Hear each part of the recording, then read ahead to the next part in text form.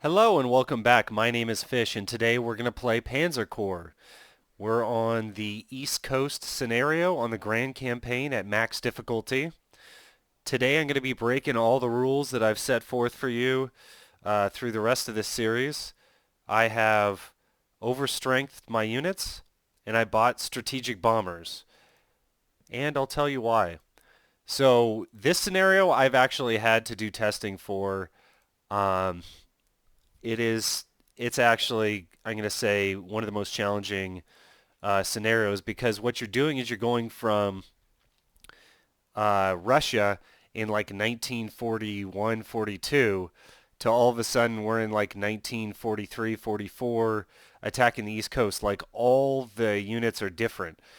The um, the way that war is propagated now is completely different than in Russia in the early 1940s.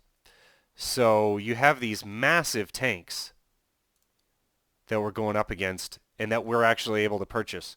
And you're going to need to purchase them. Then you have these medium tanks that literally can be used as recon. And I would say recon is almost completely ineffective here. So you'll see that I have them in reserve. Infantry is almost completely ineffective. Because their ground defense is not very good, uh, ground defense of 7, they do not hold up. They get melted pretty easily.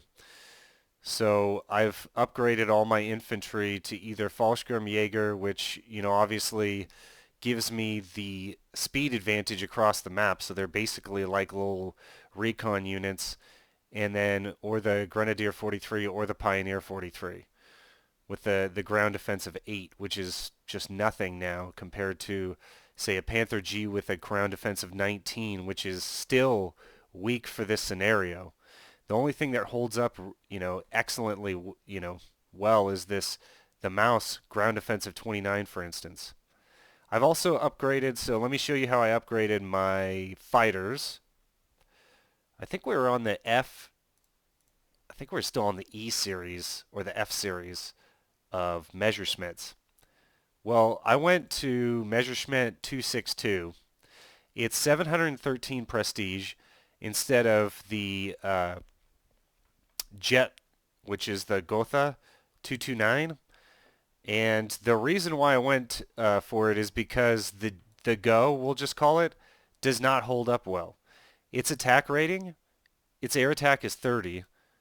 The Messerschmitt 262's air attack is only 28. So you're thinking, oh, the Go must be better. It's not. As you can see that the air defense of the Go is only 17 compared to 18. That 1 point means everything. So basically on your third round of this scenario, the enemy, the United States, is probably going to be able to attack you first with their fighters coming from inland. And then your first roll is going to be an attack against you where air defense will matter.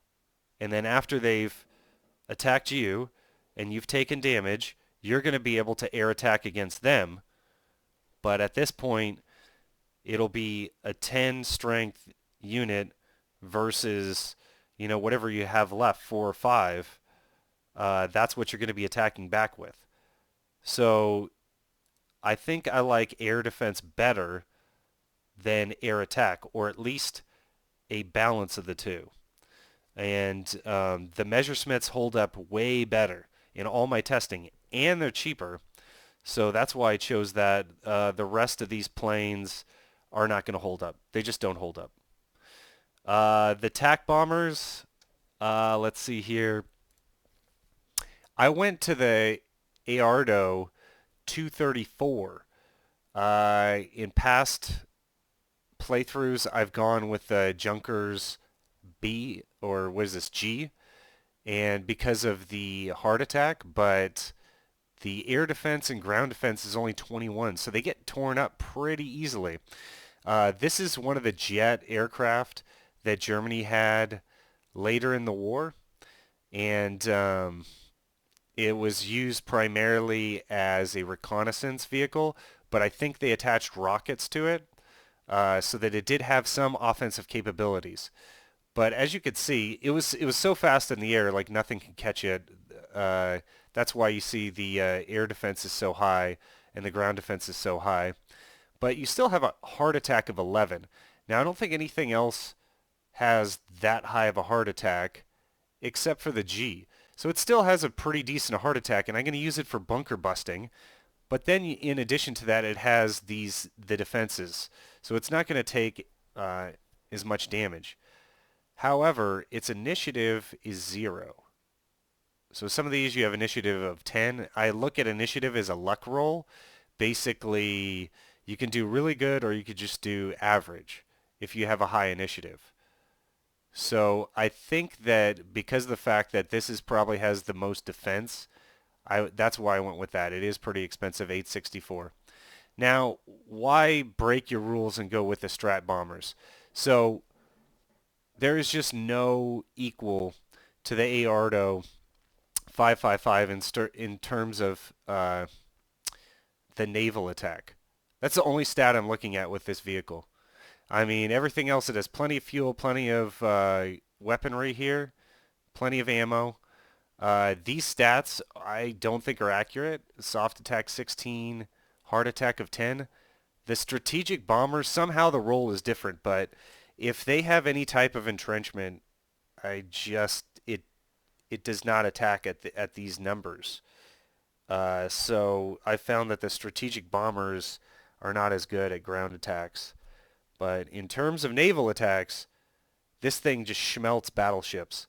You're going to be going up against like 4 or 5 battleships. I haven't counted them out. And maybe 4 or 5 heavy cruisers. They're all down here. It is just so challenging. So in my testing, what I found was I had 9 fighters and the 2 TAC bombers, and the rest were like infantry, Panther Gs, 6 Panther Gs, 2 Tiger 2s, and 1 Mouse. I like my mix of armor, and I think I have like something like 7 artillery pieces. But anyway, so I traded out 3 of the infantry, which I noticed don't really hold up. They just melt against whatever they go up against. And I purchased these 3 TAC bombers, and what I found was I'm able to hold off the U.S. Navy and do a bit better. And even by turn 5, I could not get all these transports onto land. So turn 5, they're still floundering out here in the Atlantic. Whereas turn 1, I can use these strat bombers to effectively take USA's Navy out of the game. So that's why I went with that. I have not been able to play through this without losing a few fighters. So what's going to happen here is although I start off with 9 fighters, I'm going to lose some of those, and then I'm going to replace them with my reserve units right here, which is all that infantry. I doubt that I'll use. Maybe I'll use the recon. I'm not sure.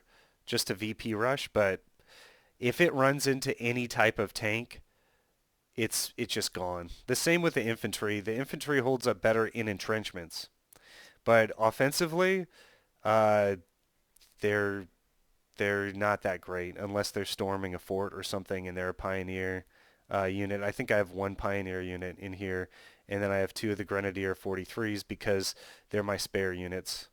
They're my additional units. So I actually have 37 units, not 35. Those were the ones, the special units that are given through the campaign. So I just wanted to give you an introduction of how I set this up. And I'm going to follow with a video where I play through. It's probably going to take me like 2 videos or something like that. Thanks for joining me, guys, and I'll see you on the next one.